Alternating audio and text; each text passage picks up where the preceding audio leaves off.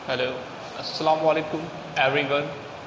आज जो हमारा टॉपिक है वो एक्सरसाइज 3.1.3 को कंटिन्यू करेंगे। इसके दो क्वेश्चंस रहते हैं लास्ट वाले। देखिए अब the determine the limit of the sequence आपके पास गिवन है 1 into 2, 3 into 4, 5 into 6, 3 into 4, 5 into 6, 7 into 8। अब यहाँ देखिए ये डिफरेंट कैटेगरीज की हमारे पास सैम्पल्स हैं। एक तो 1, 3, 5, फिर 2, 4, 6, फिर 3, 5, 7, फिर 4, 6, 8। अब पहले देखिए 1, 3, 5, 2, 4, 6। अब इनमें हमें ये देखिए अर्थमेटिक प्रोग्रेशन है एक किस्म की, क्योंकि हमें इसकी जनरल टर्म हमें बनानी है। ठीक है, जैसे a = 1, d = 2, a = 2, d = 2। अब ये सारी वैल्यूज इसमें पुट करोगे तो a1 = 2n-1 की जनरल टर्म क्या बनेगी, हमारे पास ये टर्म बनेगी। इसी तरीके से इन मतलब चारों सीक्वेंस को सेपरेट आप करोगे। जैसे देखिए 3, 5, 7, 3, 5, 7 की सीक्वेंस सेपरेट की, फिर 4, 6, 8, 4, 6, 8 की सीक्वेंस सेपरेट की, फिर ये सारी अर्थमेटिक सीक्वेंस है। ठीक है, तो इस पे कॉमन डिफरेंस और a की वैल्यू निकालो, उनकी जनरल टर्म बनाते जाओ, जैसे हमने प्रीवियस क्वेश्चंस में किए थे। अब इसको हमने ये नाम दिया a1 = 2na, a2 3n, an1, an2 = 2n, an4 = 2n + 2। ठीक है, अब हमने इसकी एक जनरल टर्म बनाई। इनकी जगह इस पे जो है वैल्यू पुट की, an1 की जगह पे 2n-1 पुट किया, an2 की जगह पे 2n, an3 की जगह पे 3n-1 और an जो है 4 ये आपका उधर हमने क्या पुट किया 2n + 2। मतलब ये इसकी में हमने जो है जनरल टर्म मतलब इस सीक्वेंस की जनरल टर्म हमने ये बना दी। अब आप क्या करें, क्योंकि भले अगर आप चेक भी करेंगे ना 1, 2 रखकर इस सीक्वेंस में, तो आपके पास यही टर्म आते जाएंगे सीक्वेंस के एलिमेंट। ठीक है, तो फर्दर आप खुद करें, लिमिट अप्लाई करें और उसको सिंप्लीफाई करें। क्वेश्चन नंबर ये क्योंकि एक्यूरेट क्वेश्चन नंबर 6 की तरह जो हमने किया था प्रीवियस लेक्चर में। क्वेश्चन नंबर 8 देखिए 3/2 एंड 2/3, 5/4 एंड 4/5।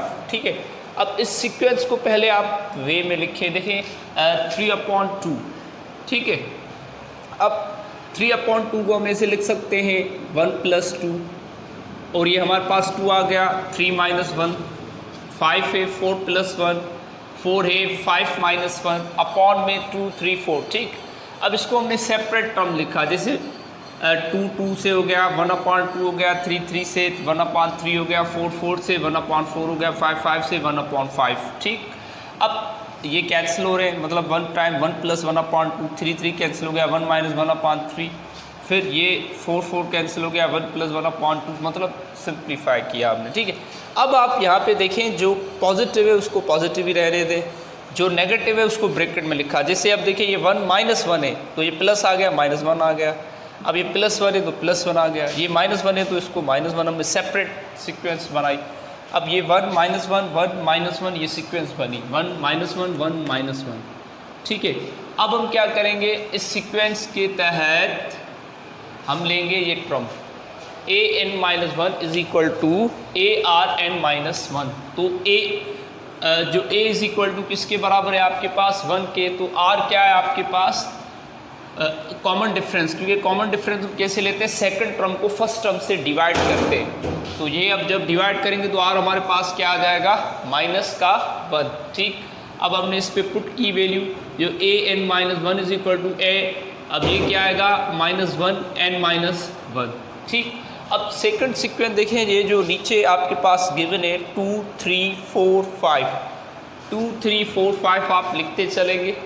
ठीक है, अब a = क्या आपके पास 2, d आपके पास क्या आ रहा है 1। अब कॉमन डिफरेंस ये फार्मूला लगाएं आप, क्योंकि अर्थमेटिक प्रोग्रेशन, तो a की जगह 2 रखें, n-1, d की जगह 1, इनको सिंप्लीफाई करेंगे तो आपके पास an2 = n + क्या मिलेगा 1। ठीक है, अब देखिए इस सीक्वेंस के मुताबिक हम क्या करेंगे, इसकी एक जनरल टर्म बना दी हमने an = 1। अब 1 देखो हर सीक्वेंस हर जगह पे मौजूद है, तो 1 आ गया।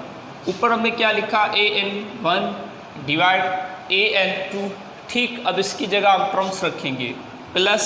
ठीक है, अब यहाँ पे देखिए कि ये जो आपके पास 1 आ रहा है नीचे, क्योंकि ये 1 नीचे इस वजह से है क्योंकि यहाँ इस सीक्वेंस में ये हमें गिवन है, जैसे 1, ठीक।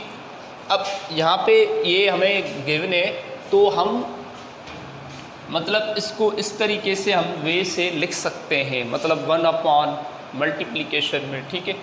फिर हमारे पास क्या आ रहा है, इनटू A2 की वैल्यू क्या है हमारे पास नीचे, क्योंकि ये डिवाइड में, बट आप इसको अपॉन में उस तरफ राइट कर सकते हैं, ठीक। अब ये हमारे पास टर्म आ गई इनकी, तो अब ये n-1 जो इसके ऊपर भी आपका पावर में है, जब आप इसके नीचे लेके आएंगे n-1 तो ये सेम रहेगा। फिर हमने क्या किया, लिमिट अप्लाई किया, वही पैटर्न आप लिमिट अप्लाई करोगे तो आपके पास क्या आएगा, limit tends to infinity a1, तो आपके पास limit tends to infinity an is equal to क्या आ गया, 1। ये आपका आंसर है। आई होप आपका जो है ये वाला लेक्चर, ये क्वेश्चंस क्लियर हुए होंगे। खुदा हाफिज़।